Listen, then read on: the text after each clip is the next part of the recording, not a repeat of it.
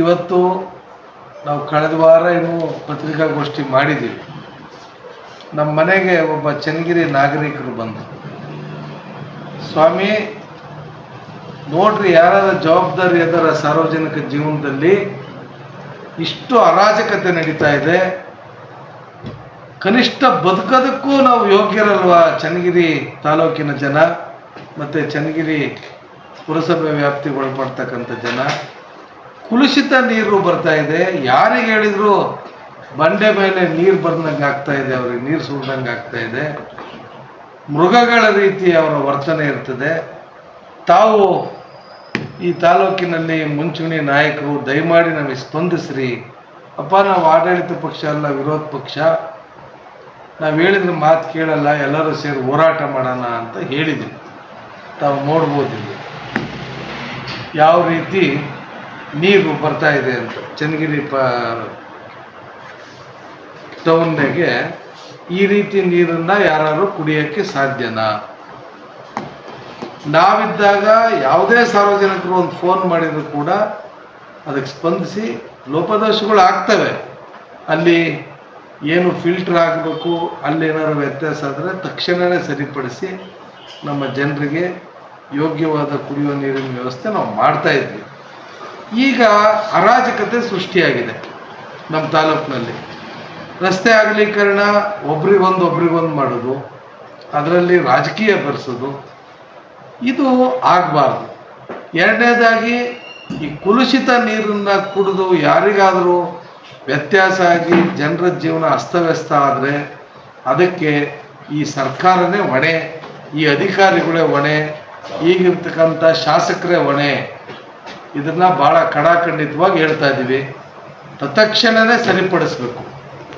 ಎರಡನೇದಾಗಿ, ನಮ್ಮ ಹೋರಾಟಗಾರರು ಬಂದಿದ್ದಾರೆ, ಉಬ್ರಾಣಿ ಹೋಬಳಿ ಸಾಸವಳ್ಳಿ ಏತ ನೀರಾವರಿ ಹೋರಾಟಗಾರರು ಬಂದಿದ್ದಾರೆ. ನಾವಿದ್ದಾಗ, ನೀವಿದ್ದಾಗ ಅನುದಾನ ಇವೆಲ್ಲ ಬಿಟ್ಟು ಈಗಿರ್ತಕ್ಕಂಥ ಕೆಲಸ ಸಮರ್ಪಕವಾಗಿ ನೀರಿನ ನಿರ್ವಹಣೆ ಆಗ್ತಾ ಇಲ್ಲ. ಉಬ್ರಾಣಿ ಏತ ನೀರಾವರಿಯಲ್ಲಿ ಅರಾಜಕತೆ ಸೃಷ್ಟಿಯಾಗಿದೆ. ಯಾಕಿಂತ ಬೇಜವಾಬ್ದಾರ ಆಡಳಿತ ಕೊಡೋದಕ್ಕೆ ಸರ್ಕಾರ ಈ ರೀತಿ ಜನರನ್ನು ರೋಸಿ ಇವ್ರಿಗೆ ಮತ ಕೊಟ್ಟದ್ದೇ ತಪ್ಪ? ಪ್ರಜಾಪ್ರಭುತ್ವದಲ್ಲಿ ಯಾವುದೋ ಉದ್ದೇಶಕ್ಕೆ ಯಾರನ್ನೋ ಗೆಲ್ಲಿಸಿ ಈ ರೀತಿ ಜನ ಪರಿತಪಿಸೋದನ್ನು ಜನರಾದರೂ ಅರ್ಥ ಮಾಡ್ಕೋಬೇಕು ದಯಮಾಡಿ. ಅಲ್ಲಿ ಇವತ್ತು ಸಮರ್ಪಕವಾಗಿ ನೀರು ಎಲ್ಲ ಊರುಗಳಿಗೂ, ಎಲ್ಲ ಕೆರೆಗಳಿಗೂ ಬರ್ತಾ ಇಲ್ಲ. ಯಾರು ಹೆಂಗೆ ಬೇಕು ಹಂಗೆ ನಿರ್ವಹಣೆ ಆಗ್ತಾ ಇದೆ, ಯಾರು ಎಲ್ಲಿಗೆ ಬೇಕು ಅಲ್ಲಿಗೆ ತಿರುಗ್ಕೊಂಡು ಹೋಗ್ತಾ ಇದ್ದಾರೆ. ಪಂಪು ಮೋಟ್ರುಗಳು ಸರಿ ಇಲ್ಲ, ಅದ್ರಾಗ ಅವ್ನು ಯಾರು ಕಾಂಟ್ರಾಕ್ಟ್ರು, ಅವನಿಗೆ ಬಿಲ್ ಬಂದಿಲ್ಲ ಅಂತ ಎಲ್ಲೋ ತಗೊಂಡೋಗಿ ಪೂನಾದಾಗಿಟ್ಟಿದಾರಂತೆ, ಪೂನಾದಾಗಿಟ್ಟಿದಾರಂತೆ ಯಾವನ್ನ ಪಂಪ್ಗಳನ್ನ, ಮೋಟ್ರುಗಳನ್ನ. ನಾವು ಅದನ್ನು ಹೊಸದಾಗಿ 20 ವರ್ಷ ಆಯ್ತು ಅಂತೇಳಿ ಹೊಸ ಪಂಪು ಮೋಟ್ರುಗಳನ್ನ ಕೊಡಬೇಕು ಅಂತೇಳಿ ನಾವು ಟೆಂಡರ್ ಸ್ಯಾಂಕ್ಷನ್ ಮಾಡಿಸಿ ಟೆಂಡರ್ ಕರೆದು ಅಷ್ಟೊತ್ತಿಗೆ ನಮ್ದು ಅಧಿಕಾರ ಹೋಯ್ತು. ಅಟ್ಲೀಸ್ಟು ಅದನ್ನು ಸಮರ್ಪಕವಾಗಿ ನಿರ್ವಹಣೆ ಮಾಡಿ, ಯಾರೋ ಏನೋ ಗೊತ್ತಿಲ್ಲದಾರು ಅವ್ರು ಯಾರೋ ಒಬ್ಬನ ಅವ್ರ ಜೊತೆಗಿರೋದು ಏನೋ ಮಾತಾಡೋದು, ಆಪಾದನೆ ಮಾಡೋದು. ಎಷ್ಟರ ಆಪಾದನೆ ಮಾಡ್ರಪ್ಪ, ನಮಗೆ ಬೈರಿ, ಜನರಿಗೆ ನೀರು ಕೊಡ್ರಿ, ಕುಡಿಯೋ ನೀರು ಮತ್ತು ನೀರಾವರಿ ಯೋಜನೆಯನ್ನು ಸಮರ್ಪಕವಾಗಿ ನಿರ್ವಹಿಸ್ರಿ. ಇಲ್ಲ ಅಂದರೆ ಕೈ ಮುಗಿದು ಹೇಳ್ತೀನಿ, ರಾಜೀನಾಮೆ ಕೊಟ್ಟು ಕೆಳಗಿಳಿರಿ. ಸಾಸವಳ್ಳಿ ಏತ ನೀರಾವರಿ ಏನು ಆಪಾದನೆ, ಯಾರ ಮೇಲೆ ಏನು ಮಾಡ್ತೀರಿ? ನಿರ್ವಹಿಸಿ, ಎಲ್ಲ ಕೆರೆಗಳಿಗೆ ನೀರು ಬರೋಂಗೆ ಮಾಡಿರಿ. ಆ ಟೆಕ್ನಿಕಲ್ ಬಿಟ್ಟು ಓಪನ್ ಆಗಕ್ಕೆ ಬಿಡ್ತಾ ಇಲ್ಲ. ಯಾತಕ್ಕೆ ಇಂಥ ಬೇಜವಾಬ್ದಾರಿ ದಾರಿದ್ರ್ಯಕ್ಕೆ ನಮ್ಮ ತಾಲೂಕಿಗೆ ಬಂದು ವಕ್ರಿಸ್ಕೊಂಡ್ರಪ್ಪ? ಒಂದು ಸರಿಯಾದ ಆಡಳಿತ ವ್ಯವಸ್ಥೆ ಬೇಡ? ಮುಂದಿನ ದಿನಗಳಲ್ಲಿ ಜನ ಓಡಾಡೋದು ಕಷ್ಟ ಆಗ್ತದೆ, ಆ ರೀತಿ ಮಾಡ್ತಾರೆ. ಭಾಳ ಜವಾಬ್ದಾರಿಯಿಂದ ಹೇಳ್ತಾ ಇದ್ದೀನಿ. ಬಂದು ನಾಳೆನೇ ನನಗೆ ಏನು ಬೇಕಾದ್ರೂ ಬೈರಿ, ಆದರೆ ಜನರಿಗೆ ಆಡಳಿತ ವ್ಯವಸ್ಥೆ ಕುಸಿದು ಬಿದ್ದಿದೆ. ಸಾಸವಳ್ಳಿ ಏತ ನೀರಾವರಿ ಸಮರ್ಪಕವಾಗಿ ಆಗ್ತಾ ಇಲ್ಲ, ಸರಿಪಡಿಸ್ರಿ. ಉಬ್ರಾಣಿ ಏತ ನೀರಾವರಿ ಸಮರ್ಪಕವಾದ ನೀರಿನ ನಿರ್ವಹಣೆ ಮಾಡಿರಿ. ಅತ್ಯಂತ ಉಗ್ರ ಹೋರಾಟ ಮಾಡ್ತೀವಿ, ಉಪವಾಸ ಕೂತ್ಕೊಳ್ಳೋಕ್ಕೂ ತಯಾರಿದ್ದೀವಿ. ಜನ ರೊಚ್ಚಿಗೆ ಎದ್ದಿದ್ದಾರೆ. ಇನ್ನು ಮುಂದಾದರೂ ಸರಿಪಡಿಸ್ಕೊಂಡು ಹೋಗ್ಬೇಕು. ನಾನು ಆಡಳಿತ ವ್ಯವಸ್ಥೆಗೆ ಹೇಳ್ತಾ ಇದ್ದೀನಿ, ಇಲ್ಲದೆ ಹೋದರೆ ರಾಜೀನಾಮೆ ಕೊಡ್ರಿ. ಅಧಿಕಾರಿಗಳಿಗೆ ಹೇಳ್ತೀನಿ, ಅಧಿಕಾರಿಗಳಿಂದ ವ್ಯವಸ್ಥೆ ಇಲ್ಲ, ಜನರು ಮುಖ್ಯ. ನೀವರು ಕನಿಷ್ಠ ಮಾನವೀಯತೆಯಿಂದ ವರ್ತನೆ ಮಾಡ್ರಿ ಅಧಿಕಾರಿಗಳು.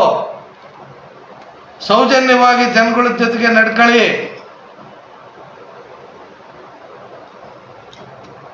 ಚುನಾಯಿತ ಪ್ರತಿನಿಧಿ ಬೇಜವಾಬ್ದಾರಿ ಇದೆ ಅಂತ ನೀವು ಹಂಗೆ ಮಾಡಕ್ ಹೋಗ್ಬೇಡಿ. ಜನ ಇಡೀ ಶಾಪ ಹಾಕ್ತಾರೆ ಚುನಾಯಿತ ಪ್ರತಿನಿಧಿಗೆ, ಮತ್ತೆ ನಿಮಗೆ ಇಡೀ ಶಾಪ ಹಾಕ್ತಾರೆ. ನಿಮ್ಮ ಮನೆತನಗಳಿಗೆ ಒಳ್ಳೇದಾಗಲ್ಲ. ಇದನ್ನ ಅರ್ಥ ಮಾಡ್ಕೊಳ್ಳಿ ಅಂತ ಹೇಳ್ತಾ, ನಾವು ಪದೇ ಪದೇ ರಾಜಕೀಯ ಮಾಡಬಾರ್ದು, ಜನಗಳನ್ನ ಯಾವುದೋ ವಿಷಯವಾಗಿ ಎತ್ಕಟ್ಟ ಅಂತ ಕೆಲಸ ನಾವೆಂದೂ ಮಾಡಲ್ಲ. ಆಡಳಿತ ಸುಸೂತ್ರವಾಗಿ ನಡೀಲಿ, ಒಳ್ಳೆ ಕೆಲಸ ಮಾಡಲಿ ಅಂತ ಸುಮ್ಮನಿರ್ತೀವಿ. ಅತಿರೇಕಕ್ಕೆ ಹೋದಾಗ, ಆಡಳಿತ ವ್ಯವಸ್ಥೆ ಕುಸಿದು ಬಿದ್ದಾಗ ಖಚಿತವಾಗ್ಲೂ ನಾವು ಜನರನ್ನ ಸರಿಪಡಿಸ್ತಕ್ಕಂಥ ಕೆಲಸ, ಜನರ ಆಶಾಭಾವನೆಯನ್ನು, ಜನರ ಹಕ್ಕನ್ನು ಪ್ರತಿಪಾದನೆ ಮಾಡ್ತಕ್ಕಂಥ ಕೆಲಸವನ್ನು ಮಾಡೇ ಮಾಡ್ತೀವಿ. ಇದರ ನಮಗೆ ವೈಯಕ್ತಿಕ ರಾಜಕೀಯ ಬೇಕಾಗಿಲ್ಲ. ಇಷ್ಟನ್ನ ಅರ್ಥ ಮಾಡ್ಕೊಳ್ತೀರಿ ಅಂತ ತಿಳ್ಕೊಂಡಿದ್ದೀನಿ. ಅದು ಯಾರ ಕಾರ್ಯಕರ್ತರು, ಅಪ್ಪ ನೀವು ಲೀಡ್ರುಗಳು ಜನರಿಗೆ ಕೈ ಮುಗಿದು ಹೇಳಿದ್ರಲ್ಲಪ್ಪ ಇಂಥವ್ರಿಗೆ ಗೆಲ್ಲಿಸ್ರಿ ಅಂತ, ನೀವಾರ ಜವಾಬ್ದಾರಿ ತಗೊಳ್ಳಿ. ನಿಮ್ಮ ಪ್ರತಿನಿಧಿ ಬೇಜವಾಬ್ದಾರಿ ಆಟ ಆಡ್ಬೋದು, ನೀವಾರ ಜನರು ಇಲ್ಲೇ ಹುಟ್ಟಿ ಇಲ್ಲೇ ಸಾಯ್ಬೇಕಾಗಿರೋರು, ನಿಮ್ಮ ಮುಖಂಡರುಗಳು ಇಲ್ಲೇ ಜನರ ಮಧ್ಯೆ ಇರ್ಬೇಕಾಗಿರೋರು. ಫಸ್ಟ್ ನಿಮಗೆ ತಗಂತಾರೆ ಜನ ಪರ್ಕೆನ, ಆಮೇಲೆ ಅವ್ರ ಪ್ರತಿನಿಧಿಗೆ. ಅವ್ರೇನು ಬರ್ದಂಗೆ ಇನ್ನೂ ಒಳ್ಳೇದಾಯ್ತು, ಜನ ಭಾಳ ಬೈತಾ ಇದಾರೆ ಅಂತ ಬರ್ದಂಗಿದ್ರು ನಡೀತದೆ ಅಂತ ಬಂಡ್ ಬದುಕಿದ ಚರಗಾರ ಕೆಟ್ಟ ಅನ್ನೋ ಮನಸ್ಥಿತಿಗೆ ಇರ್ಬೋದು. ಇಲ್ಲಿ ಓಟ್ ಕೇಳಿದ್ರಲ್ಲಪ್ಪ ನೀವು, ನಮ್ಮ ಅಣ್ಣ ತಮ್ಮಂದ್ರು, ಕಾಂಗ್ರೆಸ್ ಬಂಧುಗಳು, ಮುಖಂಡರುಗಳು, ನೀವರ ಜವಾಬ್ದಾರಿಯಿಂದ ವರ್ತನೆ ಮಾಡ್ರಿ ಅಂತ ಆಗ್ರಹ ಪಡಿಸ್ತಾ ಇದ್ದೀನಿ. ಏನು ನಮ್ಮ ಮುಖ್ಯಾಧಿಕಾರಿಗಳಿದ್ದಾರೆ ಪುರಸಭೆ, ಯಾಕೆ ಅಂತ ಹೇಳಿದ್ರೆ ಬಾಡಿ ಇಲ್ಲದ ಅಧ್ಯಕ್ಷರು ಇಲ್ಲ, ಸದಸ್ಯರುಗಳಿಲ್ಲ. ಆಗ ಈಗ ಮುಖ್ಯಾಧಿಕಾರಿಗಳದ್ದೇ ಆಟ ಆಗಿಬಿಟ್ಟಿದೆ. ಮುಖ್ಯಾಧಿಕಾರಿಗಳು ಏನು ಮಾಡ್ತಿದ್ದಾರಪ್ಪ ಅಂತ ಹೇಳಿದ್ರೆ, ಕುಡಿಯೋ ನೀರಿನ ವ್ಯವಸ್ಥೆ ನೋಡ್ತಾ ಇಲ್ಲ. ಅವರು ಈಗ ದುಡ್ಡು ಅವ್ರಿಗೆ ಏನು ಬರಬೇಕೋ ಅದನ್ನು ಮಾತ್ರ ನೋಡ್ತಾ ಇದ್ದಾರೆ. ಅವ್ರಿಗೆ ದುಡ್ಡು ಏನಾಗಬೇಕು, ಅದಕ್ಕೆ ಏನು ಬರಬೇಕು, ಅದಕ್ಕೆ ಅಷ್ಟಕ್ಕೆ ಕೆಲಸ ಮಾಡ್ತಿರೋದವರು. ಕುಡಿಯೋ ನೀರಿನ ವ್ಯವಸ್ಥೆ ಯಾವುದೇ ಕಾರಣಕ್ಕೂ ಅವರು ಒಂದು ದಿವಸನಾರು ಟೌನ್ನಾಗ ಬಂದವರು ಕುಡಿಯೋ ನೀರಿನ ವ್ಯವಸ್ಥೆ ಏನಾಗಿದೆ ಅಂತ ನೋಡಿಲ್ಲ ಇಲ್ಲಿವರೆಗೂ. ಆಮೇಲೆ ಇನ್ನೊಂದು ಏನಾಯ್ತಪ್ಪ ಅಂದರೆ, ಕೋರ್ಟ್ ಆದೇಶ ಬಂದಿದೆ ಅಂತ ಹೇಳ್ತಾರೆ. ಕೋರ್ಟ್ ಆದೇಶ ಏನು ಬಂದಿದೆ ಇವರಿಗೆ? ಕೋರ್ಟ್ ಆದೇಶ ಬಂದಿರಲಿ, ಬಸ್ ಸ್ಟ್ಯಾಂಡ್ ಮಾತ್ರ ನೀವು ಚರಂಡಿ ಮೇಲೆ ತೆಗೀರಿ, ಆ ಮೇಲ್ ಬಸ್ ಸ್ಟ್ಯಾಂಡ್ನಾಗೆ ಮತ್ತು ಊರೊಳಗೆಲ್ಲ ಬಂದು ಮಾಡಬೇಡ ಅಂತ ಹೇಳಿತಾ ಇವ್ರಿಗೆ ಕೋರ್ಟ್ ಹೇಳಿದ್ರೆ ಬರೀ ಬಸ್ ಸ್ಟ್ಯಾಂಡ್ ಮಾತ್ರ ಮಾಡಿದ್ದಾರೆ ಇವರು. ಅದು ಹೆಂಗೆ ಮಾಡಿದ್ದಾರೆ? ಬಸ್ ಸ್ಟ್ಯಾಂಡಲ್ಲಿ ಹಿಂದೆ ರಸ್ತೆ ಮಾಡಿದ್ದಾರೆ, ಆ ಮೇನ್ ರೋಡ್ ಮಾಡಿದ್ದಾರೆ, ಮುಖ್ಯ ರಸ್ತೆ ಮಾಡಿದ್ದಾರೆ. ಅದರಲ್ಲಿ ಒಂದು ಮನೆ ಬಿಡ್ತಾರೆ. ಈಗ ಒಂದು ಆಫೀಸಿಂದು ಒಂದು ಪುರಸಭೆ ಮಳಿಗೆಗಳಿದ್ದಾವೆ. ಒಂದು ಮಳಿಗೆಗೆ ಏನು ಹೇಳ್ತಾರೆ, ಮುಂದಿನ ವಾರ ಶೀಟು ತೆಗಿಬೇಕು ಅಂತಾರೆ. ಇನ್ನೊಂದು ಮಳಿಗೆದು ಏನು ಮಾಡ್ತಾರೆ, ಬೇಡ ಇರಲಿ ಅಂತ ಬಿಟ್ಟು ಹೋಗ್ತಾರೆ. ಇದೇ ಪುರಸಭೆ ಆಪೋಸಿಟ್ ಮುಖ್ಯ ರಸ್ತೆಯಲ್ಲಿದ್ದಾವೆ. ಆಗ ಏನು ಪುರಸಭೆ ಮಳಿಗೆಗಳಿದಾವಲ್ಲ, ಆ ಮಳಿಗೆಗಳು ಮುಂದೆ ಒಂದಾರು ಶೀಟ್ ತೆಗೆದಿಲ್ಲ ಅವ್ರು ಮುಂದಿಂದು. ಬಸ್ ಸ್ಟ್ಯಾಂಡ್ ಹಿಂಭಾಗದ ರಸ್ತೆಗೆ ಬಂದರೆ ಆ ಇರೋದೊಂದು ಬಸ್ ಸ್ಟ್ಯಾಂಡಲ್ಲಿ ಆ ಕಡೆ ಕಾರ್ನ ಮಳಿಗೆ 2-3 ಮಳಿಗೆ ಇದಾವೆ. ಆ ಮಳಿಗೆ ಮಾತ್ರ ಬಂದು ಅತ್ತ ಏನು ಅವ್ರು ಮಳಿಗೆ ಕಟ್ಟ ಅತ್ತ ಕ್ಲೀನಾಗಿ ಕೊಯ್ಸಿದ್ದಾರೆ. ರಾಜಕೀಯ ದ್ವೇಷ. ಆಮೇಲೆ ಇನ್ನೊಂದು ಮುಖ್ಯ ರಸ್ತೆಯಲ್ಲಿ ಆ ಬಸ್ ಸ್ಟ್ಯಾಂಡ್ ಹಿಂಭಾಗದ ರಸ್ತೆ, ಆಮೇಲಿಂದ ಸ್ಟೇಷನ್ ಆಪೋಸಿಟ್ ರಸ್ತೆ, ಆಸ್ವಾಮಿ ಕಲ್ಯಾಣ ಮುಂದಿನ ರಸ್ತೆ, ಅಲ್ಲಿ ಅವು ಇದ್ರ ಪುರಸಭೆ ಮಳಿಗೆಗಳಿಗೆ. ಆ ಮಳಿಗೆಯಲ್ಲಿ ಚರಂಡಿ ಮೇಲೆಲ್ಲ ಕಟ್ಟೆ ಕಟ್ಟಿದ್ದಾರೆ, ಅದನ್ನು ಕೂಡ ಮುಟ್ಟಿಲ್ಲ. ಮುಂದೆ ಶೀಟ್ ಹಾಕಿದ್ದಾರೆ, ಅದು ಕೂಡ ಮುಟ್ಟಿಲ್ಲ. ಯಾಕೆ ಈ ತಾರತಮ್ಯ ಯಾಕೆ ಮುಖ್ಯಾಧಿಕಾರಿಗಳೇ? ನಿಮ್ಗೆ ಯಾರು ಹೇಳಕ್ಕೆ ಹೇಳೋದು ಯಾರು ಇಲ್ಲ ಅಂತನಾ? ನಾವು ಬಂದ್ರೆ ಮುಂದೆ ಪುರಸಭೆ ಮುಂದೆ ಕೂತ್ಕೊಂಡ್ರೆ ನೀನು ಕರೆಕ್ಟ್ ಮಾಡ್ಬೇಕು ಕೆಲಸ. ನೀನು ಮಾಡದಿದ್ರೆ ನಿಮಗೆ ಅಧಿಕಾರಿಗಳಿಗೆ ನಾವು ಕೆಲಸ ಮಾಡಕ್ಕೆ ಕೊಡ್ತೀವಿ. ಕೆಲಸ ಮಾಡಲಿಕ್ಕೆ ಕರೆಕ್ಟಾಗಿ ಕೊಡ್ತೀವಿ ನಾವು. ನಿಮ್ಮ ಅಧಿಕಾರ ಹೆಂಗಿರ್ಬೇಕು ಆ ರೀತಿ ಕೆಲಸ ಮಾಡ್ಕೊಂಡು ಹೋಗ್ರಿ. ಚರಂಡಿ ಮೇಲೆ ತೆಗಿತೀರಾ, ಕರೆಕ್ಟಾಗಿ ಅಷ್ಟು ತಗೊಂಬರ್ರಿ. ಚರಂಡಿ ಪೂರ್ತಿ ಕ್ಲೀನ್ ಬಿಡಿಸ್ಬಿಡ್ರಿ. ನೀವೇ ಅದಕ್ಕೆ ಟೈಲ್ಸನ್ನು ಮೇಲೆ ಕಲ್ಲನ್ನು ಹಾಕ್ಸ್ಕೊಡಿ. ಯಾರು ಚರಂಡಿ ಮೇಲೆ ಬರೋದಿಲ್ಲ. ನೀವು 2 ಜನದ್ದು ತೆಗಿಸ್ತೀರಿ, 2 ಜನ ಬಿಡ್ತೀರಿ. ನೀವು ನಿಜವಾದ ಅಧಿಕಾರಿಗಳೇನಾರು ಆಗಿದ್ರೆ ನಿಮಗೆ ನಾವು ಟೌನಲ್ಲಿ ಕೆಲಸ ಮಾಡಲಿಕ್ಕೆ ಅವಕಾಶ ಕೊಡ್ತೀವಿ. ಸರಿಯಾದ ರೀತಿ ಕೆಲಸ ಮಾಡಿ, ಎಲ್ಲರಿಗೂ ಒಂದೇ ರೀತಿ ಕೆಲಸ ಮಾಡಿ. ಕುಡಿಯೋ ನೀರಿನ ವ್ಯವಸ್ಥೆ ಸರಿಯಾಗಿ ನೋಡ್ತಿದ್ದೀರಾ ನೀವು? ಇವತ್ತವರೆಗೂ ನೀವು ಕುಡಿಯೋ ನೀರು ಏನಾಯ್ತು ಅಂತ ಯಾರು ಗಮನಕ್ಕೆ ತೊಗೊಂಡಿದ್ದೀರಾ? ಮೊನ್ನೆ ನಾನೇ ಫೋನ್ ಮಾಡಿದ್ದೀನಿ ನಿಮಗೆ, ಕುಡಿಯೋ ನೀರು ಬಂದಿಲ್ಲ ನೋಡ್ರಿ ಅಂತ ಹೇಳಂದು. ಅದು ಗಮನ ಕೊಟ್ಟಿಲ್ಲ, ನೀರು ಸರಿಯಾಗಿ ಬಿಡಿಸಿಲ್ಲ, ಬಡಾವಣೆಗಳಲ್ಲಿ ನೀರು ಬರ್ತಾ ಇಲ್ಲ, ಕಲುಷಿತ ನೀರು. ಅದನ್ನ ಏನಾಗಿದೆ ಏನು ಬಿಟ್ಟಿದೆ ಅಂತ ನೋಡ್ತಾ ಇಲ್ಲ. ಒಂದು ನೀವು ಏನಾದರೂ ರಸ್ತೆ ಮೇಲೆ ಕರೆಕ್ಟ್ ಮಾಡಿದ್ರೆ ಊರೊಳಗೆ ಬಂದುಬಿಟ್ಟಿದ್ದಾರೆ. ಹಂಗೆ ಊರೊಳಗೆ ಬಂದ್ ಮಾಡಿದ್ದಾರೆ ನೋಡ್ರಿ. ಊರೊಳಗೆ ಮಾಡು ಅಂತ ಹೇಳಿದ್ದಾರೆ ನಿಮಗೆ ರಸ್ತೆನ. ಹೋಗಿ ಅದನ್ನಾರು ಕರೆಕ್ಟಾಗಿ ಮಾಡಿದ್ದೀರಾ? ಅಲ್ಲಿ ರಂಗಣ್ಣ ಮನೆ ಹೊಡೆದಿದ್ದೀರಾ, ಆ ಕಡೆ ಬಸಣ್ಣ ಮನೆ ಪಾಪ ಬೆಳಿಗ್ಗೆಯನ್ನು ಉದ್ಘಾಟನೆ ಮಾಡಿಲ್ಲ, ಅದೊಂದು ಚುಟ್ಟು ಕೆರೆದಿದ್ದೀರಾ, ಈ ಕಡೆ 2 ಬಿಟ್ಟಿದ್ದೀರಾ, ಆ ಕಡೆ 3 ಬಿಟ್ಟಿದ್ದೀರಾ, 2 ಕೆರೆದಿದ್ದೀರಾ. ಇದೇನ ನಿಮ್ಮ ನೀತಿನ? ರಾಜಕೀಯದ ವ್ಯವಸ್ಥೆ ಮಾಡ್ತಾರೆ ಇಲ್ಲಿ ನೀವು ಬಂದು ರಾಜಕೀಯ ಮಾಡ್ತೀರೇನ್ರಿ ಮುಖ್ಯಾಧಿಕಾರಿಗಳು ನೀವು? ನಾವೇನಾದ್ರು ಮುತ್ತಿ ಹಾಕ್ಬೇಕು ಅಂತ ಮಾಡಿದ್ದೀವಿ, ನಾವು ಮಾಡ್ತೀವಿ, ಈಗ ಮಾಡ್ತೀವಿ. ಅದನ್ನ ಯಾವಾಗ ಮಾಡ್ತೀವಿ ಅಂತ ಹೇಳಿ ಮಾಡಲ್ಲ, ನಿಮ್ಗೆ ಬಂದು ಏಕದಮ್ ಕೂತ್ಕೊಂತೀವಿ. ನೀವು ಸರಿಯಾದ ರೀತಿ ಮಾಡಿದ್ರೆ ಮಾಡಿ, ಇನ್ನೂ ನಿಮಗೆ ಅವಕಾಶ ಕೊಡ್ತೀವಿ. ನೀವೆಲ್ಲ ಕರೆಕ್ಟಾಗಿ ಕ್ಲೀನಾಗಿ ಚರಂಡಿ ಮಾಡಿ ಓಡ್ ತಗೊಂಡ್ಬರ್ಬೇಕು. ನಿಮ್ಮ ಮುನ್ಸಿಪಾಲ್ಟಿ ಮಳಿಗೆ ಮುಂದಿರ ಅಂತ ಕರೆಕ್ಟಾಗಿ ಓಡ್ ತೆಗೆದು ಮಾಡಿರಿ. ಒಂದು ಮಾಡ್ರಿ, ಇನ್ನೊಂದು ಮಾಡಬೇಡ್ರಿ, ಕರೆಕ್ಟಾಗಿ ವ್ಯವಸ್ಥಿತವಾಗಿ ಮಾಡ್ರಿ. ಹೆಂಗಾಗಿದೆ ಅಂದ್ರೆ ಇವತ್ತು ಅದನ್ನ ಪೂರ ಇವರ ನಿರ್ವಹಣೆ ಇಲ್ದಂಗೆ ಅದನ್ನ ಬಂದ್ ಮಾಡ್ಕೊಂಡು ಎಲ್ಲರ ಮನೆಗಿರಕ್ಕೆ ರೆಡಿ ಆಗಿದ್ದಾರೆ. ಸಮಸ್ಯೆಗಳನ್ನ ಹೇಳ್ತಾ ಹೋದ್ರೆ ಒಂದಲ್ಲ ಎರಡಲ್ಲ. ಇಷ್ಟು ದಿನ ಏನಾಗಿತ್ತು, ಸರ್ಕಾರದ ಹಿಂದಿನ ಸರ್ಕಾರಗಳೇ ಸುಸೂತ್ರವಾಗಿ ನಡೆಸ್ಕೊಂಡು ಬರ್ತಾ ಇದ್ರು. ಇವತ್ತಿನ ಪರಿಸ್ಥಿತಿ ಏನಾಗಿದೆ ಅಂತಂದ್ರೆ ಅದಕ್ಕೆ ಯಾರು ಈಗ ಮನೆಗೊಬ್ಬ ಯಜಮಾನ ಅಂತ ಯಾರು ಇರ್ತಾರ ಅವ್ರ ಯಜಮಾನ್ರೇ ಇಲ್ದಂಗೆ ಆಗಿದೆ.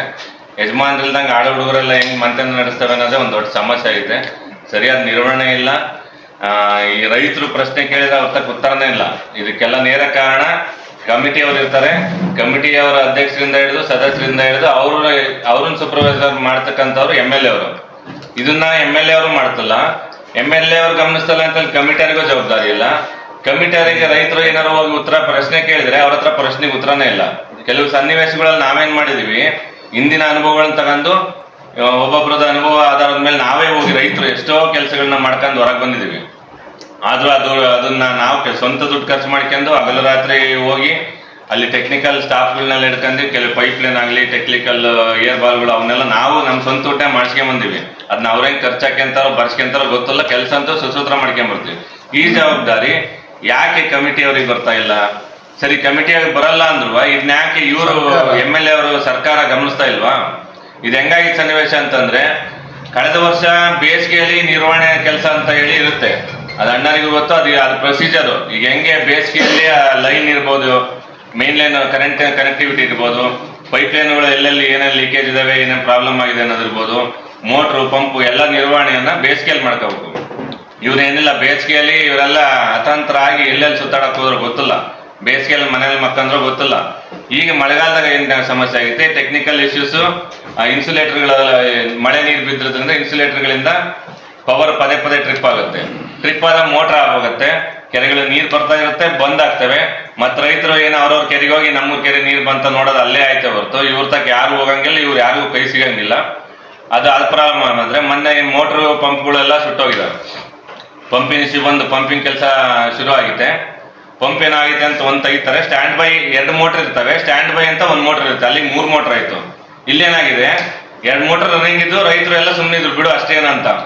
ಇನ್ನೊಂದು ಪಂಪ್ ಕೇಟಾಗಿ ಏನಾಯ್ತು, ಹುಡುಕಿದ್ರು, ಇನ್ನೊಂದು ಮೋಟರ್ ಸ್ಟ್ಯಾಂಡ್ ಬೈ ಇತ್ತಲ್ಲ ಎಲ್ಲೋಯ್ತು ಅಂತ. ಅದನ್ನ ಹೋದ ವರ್ಷ ಕೊಟ್ಟಿದಾರಂತ ಯಾರ ಕೈಯಾಗೋ, ಆ ಪುಣ್ಯಾತ್ಮ ತಗೊಂಡೋಗಿ ಎಲ್ಲಿಟ್ಟವನೋ. 1 ವರ್ಷ ಬೇಕೇನ್ರಿ ಒಂದು ಮೋಟರ್ ಪಂಪ್ ಸರಿ ಮಾಡಕ್ಕೆ? ಸರ್ಕಾರ ನಿರ್ವಹಣೆ ಮಾಡಕ್ ದುಡ್ಡೈತೆ, ದುಡ್ಡಿರೋದನ್ನು ಬಳಸ್ಕಿನ ಯೋಗ್ಯತೆ ಇಲ್ಲ ಅವರಿಗೆಲ್ಲ. ಸರಿ ಆಯ್ತು, ಆ ಕೆಲಸ ಮುಂದುವರೆದಿ ಪಂಪು ಹೋಯ್ತಾ ಒಂದೇ ಮೋಟರ್ ಚಾರ್ಜ್ ಮಾಡಿ ಸುತ್ತಳಿ ನೀರು ಕೊಡ್ಬೇಕು. ರೈತರನ್ನು ಇವ್ರೇನು 9 ತಗೊಂಡು ನೀರು ಬಿಡಿಸ್ತೀವಿ ಅನ್ನಲ್ಲ, ಯಾರಿಗೆ ಮುಂದೋಗಿ ನೀರು ತಗೊಂತಾನ ಅವ್ರ ನೀರು ಹೋದಂಗೆ, ತುದಿಗಿದ್ದವರಿಗೆ ಟೈಲೆಂಡಿಗೆ ನೀರೇ ಹೋಗಲ್ಲ. ಈ ನಿರ್ವಹಣೆ ಕೆಲಸದಾಗ ಯಾರು ಜವಾಬ್ದಾರಿ ವಹಿಸ್ಕೊಂತ ಇಲ್ಲ. ಸರಿ, ಆ ಪಂಪು ಮೋಟ್ರು ಇದಾದ್ಮೇಲೆ ನಾವೇನ್ ಮಾಡಿದ್ವಿ, ಮತ್ತು ರೈತರೆಲ್ಲ ಒಂದಾಗಿ, ನಾವು ಕಾರ್ಯಕರ್ತರೆಲ್ಲ ಒಂದಾಗಿ ಮುಂದುವರೆದ ಭಾಗಕ್ಕೆ ಹೋಗ್ತೀವಿ. ನಾವು ಅಸಹಾಯಕರು, ಏನೂ ಮಾಡೋಕ್ಕಾಗಲ್ಲ. ಪ್ರಶ್ನೆನ ಯಾರಿಗೆ ಕೇಳಬೇಕು? ಸರ್ಕಾರ ಕೇಳಬೇಕು. ಯಾರಿಗೆ ಕೇಳಬೇಕು? MLA ಕೇಳಬೇಕು. ಅವ್ರಿಗೆ ಕೇಳಿದ್ರೆ MLA ನಾವು ಫೋನ್ ಮಾಡಕ್ಕಲ್ಲ, ನಮ್ಮ ಫೋನ್ ಎತ್ತಲ್ಲ ಅಂತ ಸನ್ನಿವೇಶ. ಆ ಸನ್ನಿವೇಶಕ್ಕೆ ಏನ್ ಮಾಡ್ತೀವಿ, ಅವ್ರ ಕಾರ್ಯಕರ್ತರುಗಳು ಮುಖಂಡರ ಹತ್ರ ಹೋಗಿ ಅಲ್ಲಪ್ಪ ರೈತರು ಹಾಳಾಕ್ತಾರೆ, ಮುಂದಿನ ದಿನಗಳು ಎಲ್ಲೋ ಹೋಗಿ ನಿಲ್ಲುತ್ತೆ, ಸೊ ನಿಮ್ಮ MLA ಫೋನ್ ಮಾಡ್ರಪ್ಪ ಅಂತ ಹೇಳಿದ್ರೆ, ಅಯ್ಯೋ ಸುಮ್ಮನೆ ಮರೆ ನಮ್ಮವೇ ಫೋನ್ ಎತ್ತಲ್ಲ ಅವರು ಅಂತ ಹೇಳ್ತಾರ. ಅವ್ರ ಮುಖಂಡ್ರೆ ನಮ್ಮವೇ ಫೋನ್ ಎತ್ತಲ್ಲಪ್ಪ, ಆಗ್ಲಿ ಹೋಗ್ಲಿ ನಮ್ಮ ಎದುರಿಗಾರ ಮಾಡ ಮರೆ ಅಂತಂದ್ರೆ ನಮ್ಮ ಎಲ್ಲ ವಿಶ್ವಾಸದಿಗಿರರೆ ಆಗ್ಲಿ ಹೋಗ್ಲಿ ಅಂತ ದೊಡ್ಡ ದೊಡ್ಡ ಮುಖಂಡರು ಫೋನ್ ಮಾಡಿದ್ರು ಸಹಿತ ಯಾರೋ ಅವ್ರ PAಗಳು ಎತ್ತುತ್ತಾರೆ, ಯಾರೋ ಅವ್ರು ಇನ್ನೊಬ್ರು ಎತ್ತುತ್ತಾರೆ, ಅಣ್ಣರಲ್ಲದರೆ ಇಲ್ಲದರೆ ಫೋನ್ ಮಾಡಕ್ ಕೇಳ್ತೀವಿ ಅಂತಂದು ಮತ್ತೆ ತಿರುಗಿ ಮಾರಿದ ದಿವಸ ಕೇಳಿದ ಪ್ರಶ್ನೆಗೆ ಉತ್ತರ ಇರ್ಬೇಕು ತಾನೆ. ಅವ್ರಿಗೆ ತರ ಪ್ರಶ್ನೆಗೆ ಉತ್ತರನೇ ಇಲ್ಲ. ಮತ್ತಿದ್ರು ನೆಕ್ಸ್ಟ್ ಮುಂದೆ ಅವ್ರದ್ದು ಭಾಗ ಎಲ್ಲಿಗೆ ಹೋದ್ವಿ, ತರಳುಬಾಳು ಮಠ ಐತಿ ನಮ್ದು, ಅಲ್ಲಿ ಹೋದ್ವಿ. ಗುರುಗಳು ಅಂತೇಳಿ ಅವರು ಕೆಲವು ಹಳ್ಳಿಯಲ್ಲೆಲ್ಲ ಬಸ್ ಮಾಡ್ಕೊಂಡು ಹೋದ್ರು. ಪಾಪ ಅವ್ರ ಜವಾಬ್ದಾರಿ ನಿರ್ವಹಣೆ ಮಾಡ್ತಾರೆ. ಮತ್ತೆ ಇವರು ಜನಪ್ರತಿನಿಧಿ ಆಗಿರೋದಕ್ಕೆ ಏನ್ ಕಾರಣ? ಯಾವ ನೈತಿಕತೆ ಮೇಲೆ ಜನಪ್ರತಿನಿಧಿ ಆಗಿದ್ದಾರೆ? ಜನರ ಅಹವಾಲನ್ನು ಸ್ವೀಕರಿಸಿ ಅವ್ರಿಗೆ ನ್ಯಾಯ ಕೊಡಿಸೋದೇ ಕೆಲಸ ಅಂತ ಅನ್ಕೊಂಡರು. ಇಲ್ಲಿ ನಾವೆಲ್ಲ ವಿಧಾನಸೌಧಗೆ ಇನ್ನೊಂದೇನಾಗಬೇಕು, ಚೇರ್ ಭದ್ರಪಡಿಸ್ಕೋಬೇಕು ಅಂತ ಅವ್ರು ಅನ್ಕೊಂತಾರೋ ಗೊತ್ತಿಲ್ಲ. ಮುಂದಿನ ದಿನಗಳಲ್ಲಿ ಜನ ಎಲ್ಲ ಜಾಗೃತರಾಗಿದ್ದಾರೆ. ಇದ್ರ ಬಗ್ಗೆ ದೊಡ್ಡ ಚರ್ಚೆಗಳನ್ನು ರೈತರು ಅಲ್ಲಲ್ಲಿ ಕೂತ್ಕೊಂಡು ಮಾತಾಡಿದ್ದಾರೆ. ಮುಂದಿನ ದಿನಗಳಲ್ಲಿ ಮನೇಲಿ ಕೂತ್ಕೊಂಡಿರಲ್ಲ, ಎಲ್ಲ ರೈತರು ಹೊರಗೆ ಬರ್ತಾರೆ. ಅಣ್ಣರು ಹೇಳ್ದಂಗೆ ಆ ಪ್ರಶ್ನೆ ಎಲ್ಲಿಗೆ ಹೋಗುತ್ತೋ ಗೊತ್ತಲ್ಲ, ಕಸಬರಿಗೆ ತಗೊಂಡು ಹೆಂಗಸರು ಬರ್ತಾರೆ, ಜನ ಕೊಳಪಟ್ಟೆ ಇರ್ತಾರೆ, ಅಧಿಕಾರಿಗಳನ್ನ ಕೇಳಕ್ ರೆಡಿ ಇದ್ದಾರೆ, MLA ಕೇಳಕ್ ರೆಡಿ ಇದ್ದಾರೆ. ಜಾಗೃತರಾಗಿ ಎಲ್ಲ ಕೆಲಸಗಳನ್ನ ನಿರ್ವಹಣೆ ಮಾಡ್ರಿ. ಜನ ಕೇಳ್ತಿರೋದೇ ನಿಮ್ ದುಡ್ಡಲ್ಲ, ನೀರ್ ಕೇಳ್ತಿದಾರೆ. ದುಡಿಮೆ ಮಾಡ್ಕೊಂಡ್ ತಿಂತೀವಪ್ಪ, ಭೂಮಿಯ ನೆಲ ಉಳುಮೆ ಮಾಡಿದೀನಿ, ನೀರ್ ಕೊಡ್ರಪ್ಪ ಅಂತ ಕೇಳಿದ್ರೆ ಕೊಡೋ ಯೋಗ್ಯತೆ ಇಲ್ಲ ಅಂದ್ಮೇಲೆ ನೀವು ರಾಜೀನಾಮೆ ಕೊಡಕ್ ರೆಡಿ ಇದ್ರೆ ಕೊಟ್ಬಿಡಿ ಸಾಹೇಬ್ರೆ. ಮುಂದಿನ ದಿನಗಳಲ್ಲಿ ಯಾರು ಮಾಡ್ಕೊಂತಾರೆ. ಸುಮ್ಮನೆ ನೀವೆಲ್ಲ ಕುತ್ಕೊಂಡು ನಿಮ್ಮ ವೈಯಕ್ತಿಕ ವರ್ಚಸ್ ಇಟ್ಕೊಂಡು ಎಲ್ಲೆಲ್ಲೋ ಅಡ್ಡಾಡಿದ್ರೆ ಅದು ನೆರವೇರಲ್ಲ. ಇದನ್ನ ಬಗೆಹರಿಸ್ಕೊಟ್ಟು ನಮಗೆ ನ್ಯಾಯ ಕೊಡಿಸ್ರಿ ಅಂತ ಕೇಳ್ತಾ ಮಾತಾಡ್ತಾ ಮುಗಿಸ್ತೀನಿ.